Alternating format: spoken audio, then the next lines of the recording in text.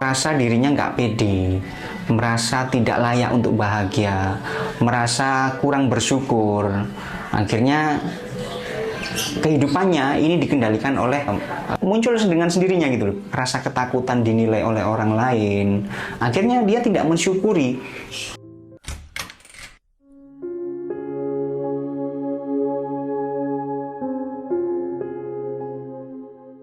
Assalamualaikum warahmatullahi wabarakatuh. Baik teman-teman, melanjutkan dari konten sebelumnya ya. Di konten sebelumnya kita membahas tentang salah satu faktor yang mempengaruhi atau hidup kita, mempengaruhi kehidupan kita. Salah satunya yang kemarin kita bahas adalah masa lalu ya. Dampak dari luka masa lalu itu bisa mengendalikan kehidupan kita. Sekarang yang kedua adalah dampak dari pendapat atau penilaian orang lain ya. Bagaimana pendapat dan penilaian orang lain ini ternyata bisa berdampak kepada pengendalian hidup kita. Nah, jangan sampai kita dikendalikan oleh pendapat dan penilaian orang lain ini. Karena ternyata banyak sekali dari tiap-tiap kita ya. Saya sendiri pun juga dulunya juga pernah mengalami hal ini ya. Jadi merasa hidup saya dikendalikan oleh pendapat atau penilaian orang lain gitu ya.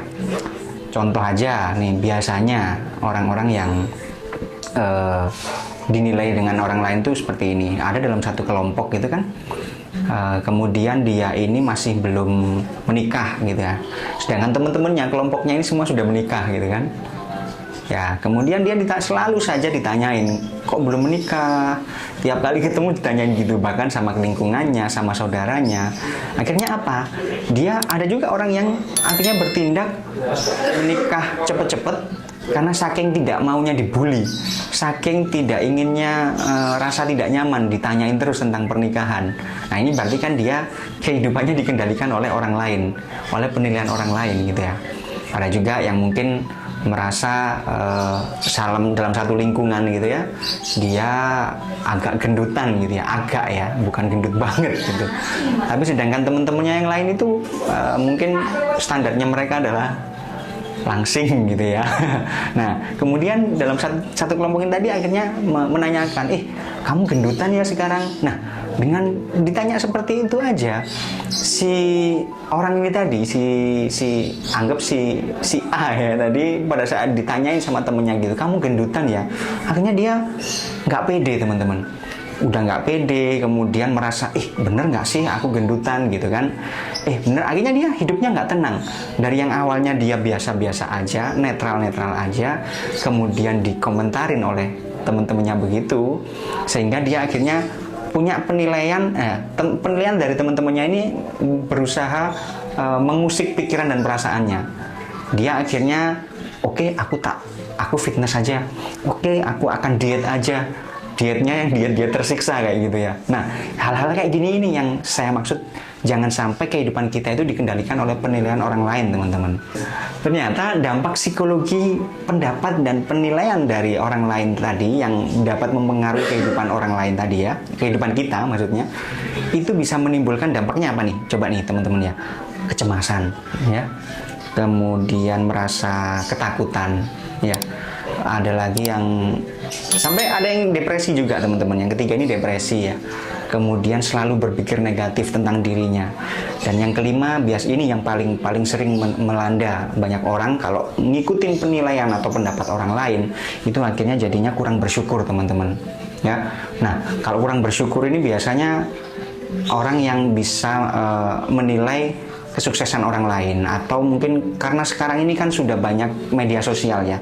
Dari media sosial ini banyak yang flexing, banyak yang dengan durasi 1 menit menunjukkan kesuksesannya, menunjukkan harta-hartanya, menunjukkan dia pergi kemana, sehingga orang yang melihat itu menilai kehidupan rumah tangganya, kehidupan dia itu nggak layak. Dia tidak mensyukuri. Akhirnya saya pengen seperti si artis ini, saya ingin seperti si artis yang inilah ya, yang di sosial media itu Instagramable atau apa itu ya. Jadi dia akan membandingkan hal-hal tersebut sehingga akhirnya mengucilkan diri, akhirnya merasa dirinya nggak pede, merasa tidak layak untuk bahagia, merasa kurang bersyukur. Akhirnya kehidupannya ini dikendalikan oleh hal-hal yang dia lihat gitu kan. Apalagi kalau di lingkungannya itu terbentuk sosialnya, kemudian kemewahan itu terbentuk, sedangkan dia mungkin dari keluarga yang pas-pasan. Nah, biasanya akan berusaha mengikuti lifestyle-nya, mengikuti gaya hidup dari lingkungannya. Nah, ini yang saya maksud, jangan sampai kita dipengaruhi kehidupan kita oleh yang namanya penilaian dan pendapat orang lain ya. Untuk faktor yang paling berkontribusi dalam hal penilaian dan pendapat orang lain yang dapat mempengaruhi kehidupan orang lain, yang pertama adalah norma sosial ya.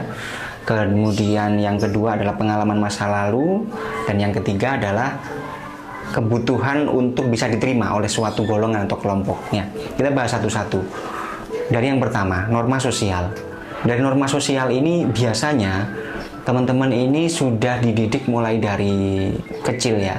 Biasanya kalau masih kecil itu masih suka minta pendapat kepada orang tua, minta pendapat kepada teman atau saudara, sehingga untuk menentukan suatu hal itu masih sering didiskusikan atau masih sering bertanya kepada orang tua, kepada saudara, kepada teman-teman atau sahabat. Nah, sehingga tidak pede, tidak punya keberanian, tidak punya komitmen untuk bisa mengambil keputusan sendiri. Ini namanya norma sosial ya. Masih sering menggantungkan dengan pendapatnya orang lain. Jadi dia tidak bisa mengambil keputusan untuk bisa menentukan ini nanti konsekuensinya seperti apa, tidak bisa. Dia masih menanyakan pada orang lain. Baiknya kalau kamu punya kasus seperti ini, baiknya aku harus ngapain? Nah, orang-orang yang seperti ini berarti sebenarnya dia tidak pede untuk bisa mengambil sebuah keputusan ya. Dia butuh penilaian orang lain, butuh pendapatnya orang lain, padahal sebenarnya hati dia kalau ngikuti pendapat orang lain tadi nggak nyaman sebenarnya ya, tapi dia ikutin aja gitu. Yang kedua adalah pengalaman masa lalu ya.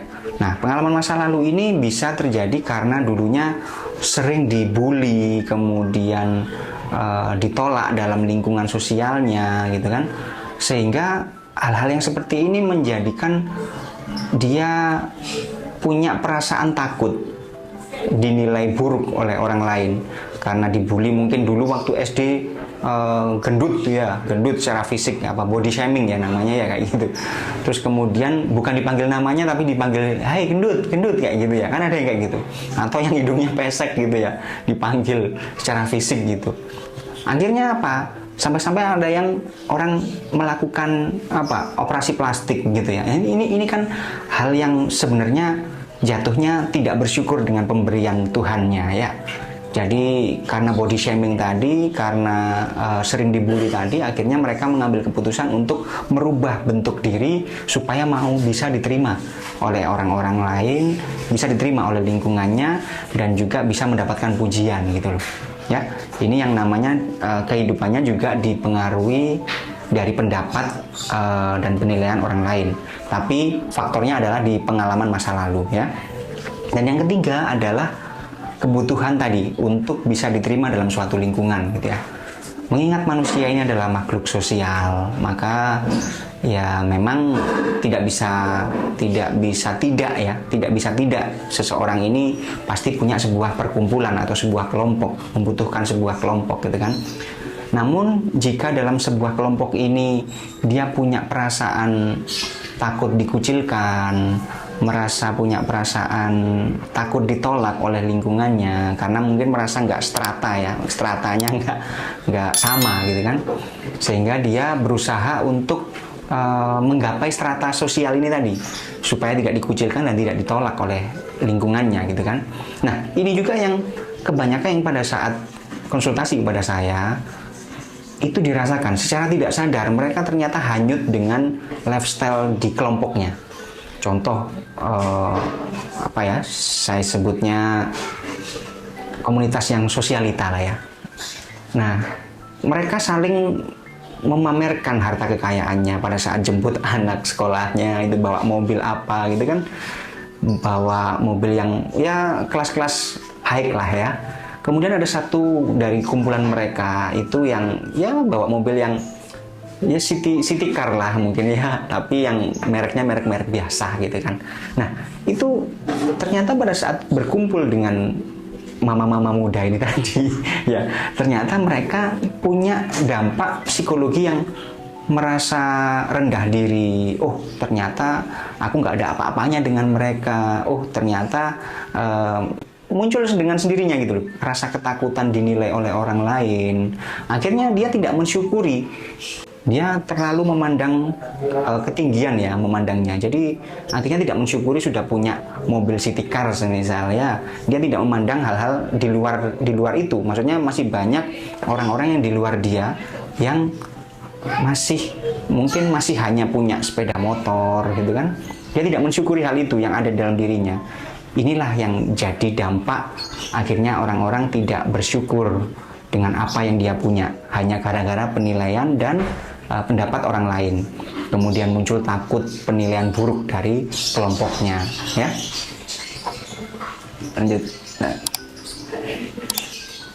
Jadi kebutuhan untuk diterima tadi memang salah satu faktor juga ya, diterima oleh lingkungannya, yang mana itu memang kebutuhan psikologi seseorang. Tapi kalau kita bisa menyadari, kita nggak akan hanyut dalam lifestyle-nya mereka, dan kita akan menikmati aja dari versi diri kita yang sebenarnya. Versi diri kita yang sebenarnya artinya bisa hidup sederhana, kemudian apa yang ada disyukuri, ya kan? Kalau memang mereka mengucilkan kita, faktanya seperti itu, maka berarti itu bukan lingkungan kita. Tidak perlu sakit hati, tidak perlu juga merasa minder, ya berarti kan komunitas Anda, kelompok Anda ini memandang Anda hanya dari segi materi, gitu ya. Tapi kalau memang benar-benar murni dalam segi pertemanan, maka mereka akan lebih nyaman dengan Anda apa adanya. Oke? Jadi kita lanjut. Adapun langkah-langkah untuk mengobati ya, atau mengatasi ketergantungan dengan penilaian orang ini tadi, penilaian dan pendapat orang lain tadi, langkah-langkahnya yang pertama ada yaitu merefleksikan diri. Refleksi diri ini apa? Refleksi diri adalah sempatkan diri kita untuk bisa merenung bahwasanya apa sih tujuan kita hidup, yang pertama itu ya kan. Kemudian bagaimana kita itu punya nilai-nilai yang kita yakini, kita anut, sehingga kita tidak perlu hanyut dengan penilaian orang lain tadi kan. Dengan sesuatu yang sudah kita anut, maka kita sadarkan diri kita, oh ternyata kita hanyut dalam penilaian orang lain. Aku sampai bahkan ada juga yang sampai menjadi korban hutang piutang hanya gara-gara ingin diterima di lingkungannya ya.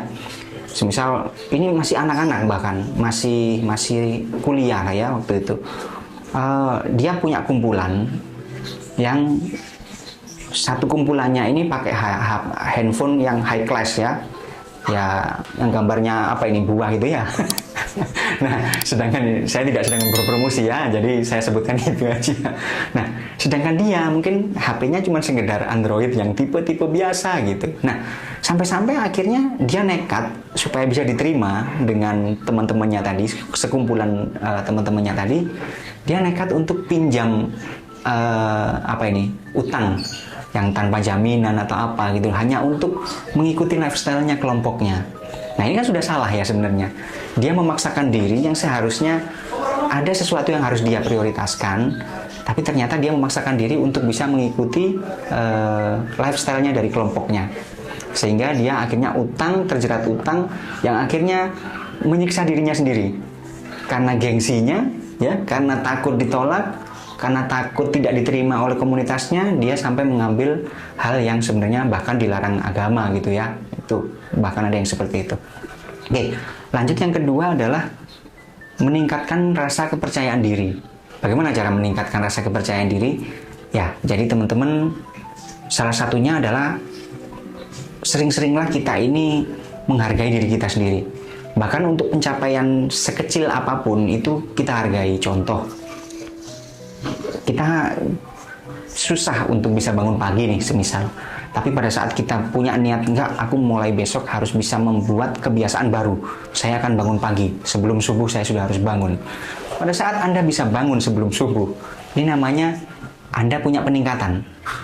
punya peningkatan, punya karakter yang Anda berusaha untuk bentuk, dan Anda bisa melalui itu, menembus batas kebiasaan Anda, merubah kebiasaan Anda yang sebelumnya mungkin bangun siang ya.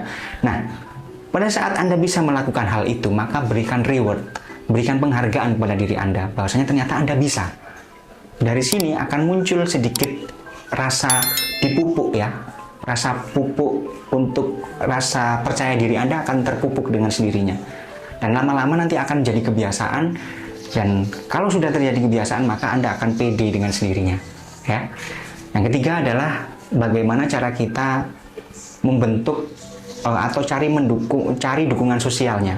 Artinya cari lingkungan yang memang mendukung bagaimana Anda bisa berubah, bagaimana Anda bisa menjadi karakter Anda yang memang versi Anda, versi terbaik Anda, bukan karena penilaian orang lain ya. Jadi lingkungan ini memang betul-betul berpengaruh terhadap apa yang akan kita dapatkan. Informasi-informasi apa yang masuk dalam diri kita itu kebanyakan dari lingkungan kita. Kalau kita sudah dewasa ya, tapi kalau masih anak-anak kan mungkin memang dari orang tua dan sekolahan ya. Itu aja.